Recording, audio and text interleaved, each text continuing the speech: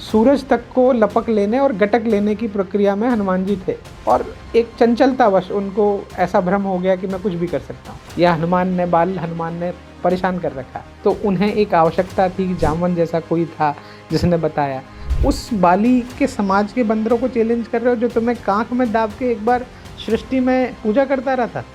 अगर पैर किसी ने उठा लिया तो राम जी सीता जी को लिए बिना वापस चले जाएंगे। पौराणिक कथाओं में या अलग अलग दृष्टांतों में जो हनुमान जी के बारे में कहा सुना गया है, एक प्रहसन ऐसा है, प्रहसन मतलब तंत्र कथा, और वो प्रामाणिक भी है। कहा जाता है कि बाल्यकाल में हनुमान जी के पास शिव से और उनकी शक्ति से जो भी संपन्नता, जो शक्तियाँ उन्हें मिली, और एक चंचलतावश उनको ऐसा भ्रम हो गया कि मैं कुछ भी कर सकता हूँ। सूरज तक को लपक लेने और गटक लेने की प्रक्रिया में हनुमान जी थे।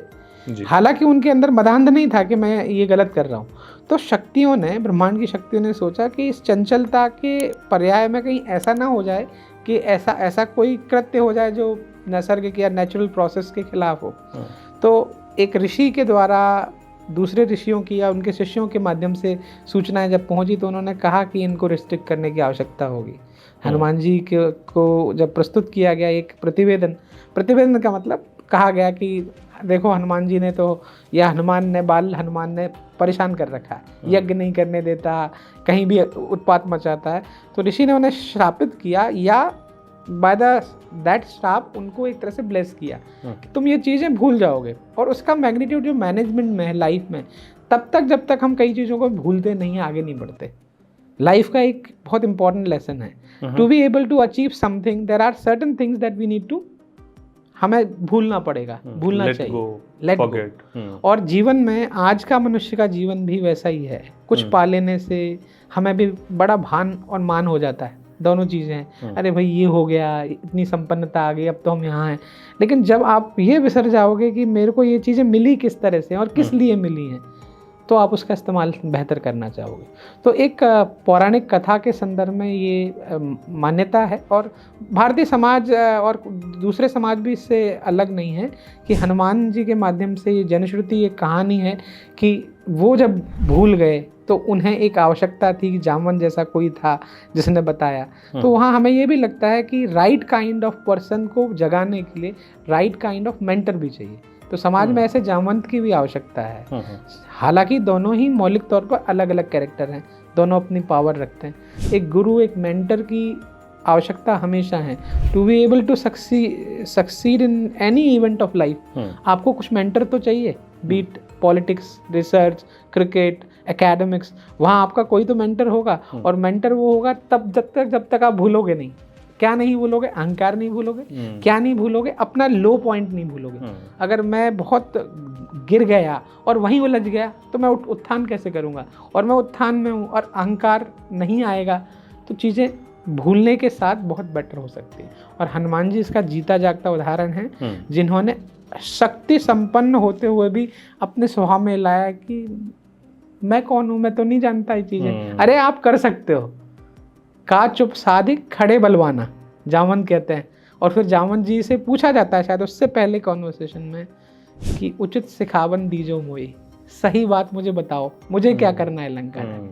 एंड देन झट से जब एक क्लैरिटी आती है, जंप करके लंका जाते हैं और वो कुछ करके आते हैं जो शायद उनको बताया भी नहीं गया। वो जो बातें, मतलब जो ब्रीफिंग नहीं थी वो भी वो वहाँ पे करके, क्योंकि एक एक्सीलेंट व्यक्ति वो सब करेगा जिसके लिए औपचारिक तौर पर कहने की आवश्यकता नहीं है। अगर आप किसी एम्बेसडर की बात करेंगे तो राजदूत हमेशा आपके राजा से नहीं बात करेगा, साहब क्या क्या कह के आऊँ।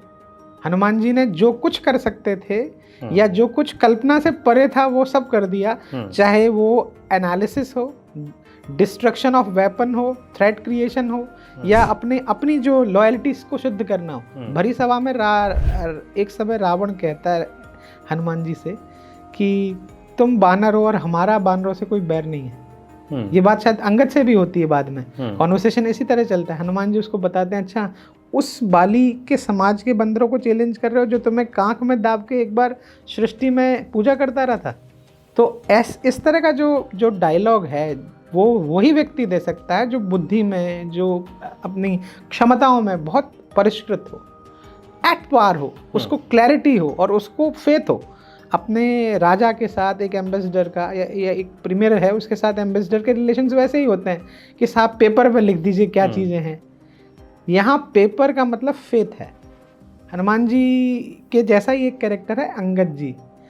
अंगद जी के कैरेक्टर में अंगद जी ने बिना पूछे अपना पैर वहाँ गाड़ दिया और बोला राम की शपथ है, अगर पैर किसी ने उठा लिया तो राम जी सीता जी को लिए बिना वापस चले जाएंगे। ये कॉन्फिडेंस तो बल से आता है ना, जब आपके पास वो स्ट्रेंथ है। मुझे लगता है आत्मबल।